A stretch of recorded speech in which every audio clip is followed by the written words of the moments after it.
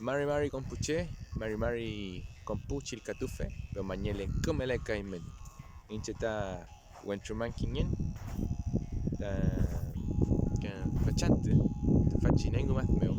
Incheta copa, Kimelo Guainta, Kiñeque Falichinemul, Tain Chali Win, Meo, Feleita ti. Entonces vamos a aprender y repasar algunas palabras y preguntas importantes para el saludo, ¿cierto? Cuando nosotros conocemos a alguien, ¿cierto? Y bueno, y estas son así. Lo primero, Mari Mari, ¿cierto? O sea, lo tenemos claro. Para conocer el estado de ánimo, Chumleimi Am, ¿cómo estás? ¿Cómo estás? ¿Ya? Kumelekaimi, ¿estás bien? ¿Estás bien? Pelei. Ahí cuando si me preguntan Chumley Miam, tengo los siguientes estados de ánimo. Apréndanse algunos y ocúpenlo cuando conversen, ¿cierto? Kumelen, Kumelen, Felen, Felen, Felen, Felen, Huezalcalen, Huezalcalen, Ayuclen, Ayuclen, Hueñanclen, Hueñanclen, Ilclen, Ilclen, ¿vale?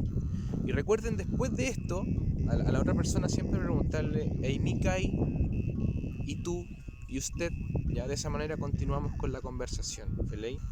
Ese es para saber el estado de ánimo, compuche. Es importante también saber la procedencia de la persona, la procedencia a través del tuwin, el lugar de procedencia. Cheu tuwimi,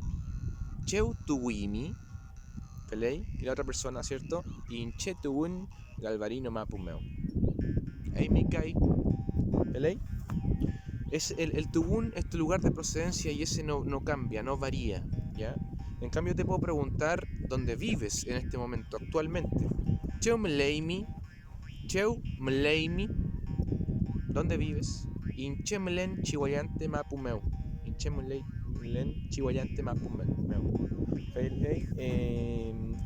También importante puede ser, obviamente, Inei piñeimi. ¿Cómo te llamas? Incheta Patricio Piñén.